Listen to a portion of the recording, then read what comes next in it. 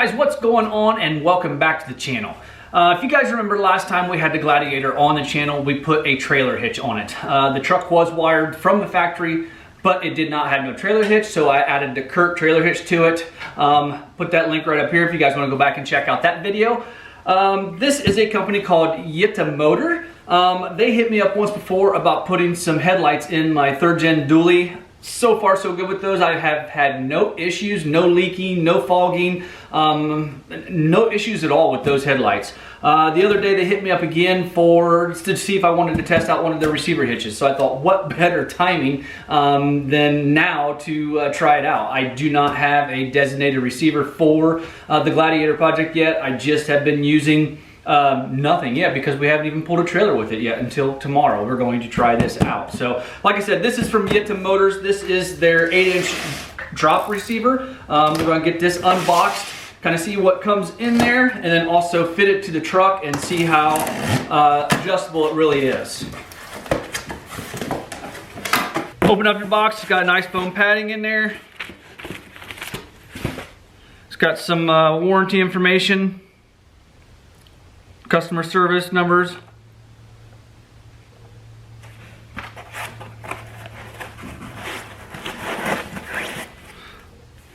Everything is billet aluminum. The 2 balls are steel.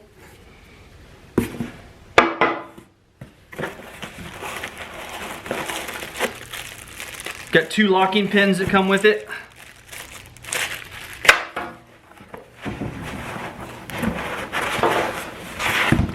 And then you got your billet aluminum hitch shank itself. Everything seems to be in pretty good condition. All the milling on it is pretty nice. Channels look to be grooved nice. The way this works is that fits down on there and keys in there, and then you have your pin that you put in there for your adjustable height. Now I decided to go with an 8-inch drop because the Gladiator project is going to be going up in the air. This is available from 4 to 10-inch drop in increments of 2, so you go from 4, 6, 8, 10. One thing I'm noticing right here, if you look inside each one of those holes, you can see they've left just a little bit of aluminum as far as the machining there. I think they could do just a little bit better job as far as cleanup. It's not a big deal. I can take my deburring tool and put it in there and get that cleaned out, but just attention to detail. I'm kind of curious on how the 2 5/16 and the 2-inch ball is held together. I don't know if they screw together on a shank or how they're actually assembled. There is a set screw in here, so I guess I'm to believe that these probably screw together. One is a male and one's a female shank that's threaded, and then when they get tight, they tighten that set screw up right there, and that holds everything in place. So before I put this on there, I'm gonna have to take and do a little bit of deburring in each of these holes before I can slide one of these pins through there. It does come with 2 different length pins. I'm gonna be 100% honest with you. I have never really liked these locking pins ever since they come out. I don't care who has them, what brand they are. There's always been an issue with them for me. If you leave them on your vehicle all the time, they start to corrode and rot, and you can't get them off of there. So that's just one of the problems that I see that I don't like about these. They're supposed to have a water resistant cap that goes on there like that, but I mean, it just falls right off. Now granted, it is unlocked, same thing. Going down the road, that's going to come off of there. I don't think that's as water resistant as what they say it is in their description, but you know, I could be wrong. Probably not, but I could be wrong. You got, like I said, 2 different lengths. This one here would be for holding your ball in the height that you want, and then this one here is going to be for keeping it on the truck itself. When you do have one of these, it is nice to keep it locked up because these like to grow legs and walk away. Other people need them more so than what you think you do. So anytime I'm not pulling the trailer, it always comes out. That way I don't have to worry about busting my shins on it to begin with. So go ahead and get this cleaned up here, and then we'll take it over to the truck and see how it fits that 2-inch receiver on the truck itself. Before we go outside, there's this one thing I noticed on this long pin that goes through the shank and then through your ball piece here. I can start seeing rust on this already, and it's new. I just took it out of the package. That concerns me quite a bit, of the fact that it doesn't have a good enough finish on it, because when you put steel and aluminum together, it oxidizes and it corrodes together, and then you'll play hell getting this this pin out of there. So everything else looks like it's manufactured very well. I'm just not that impressed with the pins on this product. I think it could have been a lot better job as far as the manufacturing process on these pins.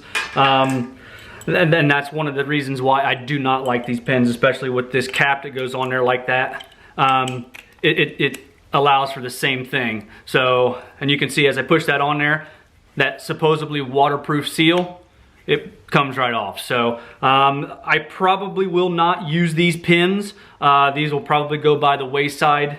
But like I said, this isn't going to stay on the vehicle 100% of the time. It's only going to be on there while the vehicle is pulling a trailer. All right, putting this together is really straightforward and simple. It does have two different positions that you can put it in. So you can have it either tight back to the vehicle, or you can have it out just a little bit. For me, I like to have the stability, so I always go to my second hole and have it in there just like that. That way you have more stability, your shank is in your receiver farther, and it just is a lot better, like I said, stability again for putting pressure down on the bottom part of this shank, depending upon where you have your height adjusted at. One thing I'm noticing here, putting this back on, there is an O-ring inside here too, so I don't know if they're calling that the waterproof part, or if this whole thing is supposed to be waterproof. I mean, we already determined that the cap is really not that waterproof, but this also has an O-ring on it. One thing else I found that I didn't care for is that each pin is a different key. I wish it was the same key for both of the locks.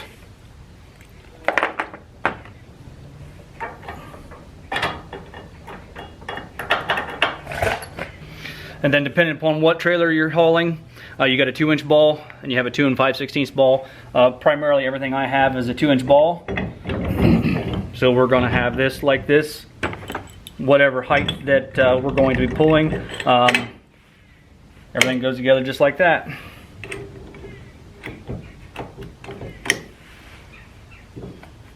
All in all, construction I think is pretty good on it. Just a couple of things that I pointed out to you as far as you know, milling these holes in here.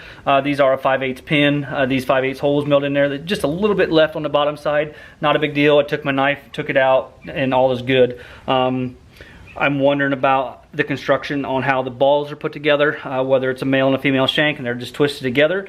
And I know maybe I'll just take it apart sometime and see exactly as how it's made. Well, like I said, all in all, I am happy with the construction. There's only just a few faults that I found. I don't like the fact that you have to have two different keys.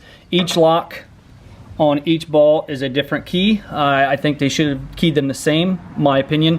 And the fact that this pin has rust on it and it hasn't even been out of the box. So that raises a little bit of concern, but not too much. I don't like how loose these are as far as letting water get in there and start to corrode this lock. They are open 6 days a week for customer service, so I thought that was pretty nice. They do have their designated hours right up there for their customer service with their phone number. You can hit them up on WhatsApp, Facebook, and then they do have an email address.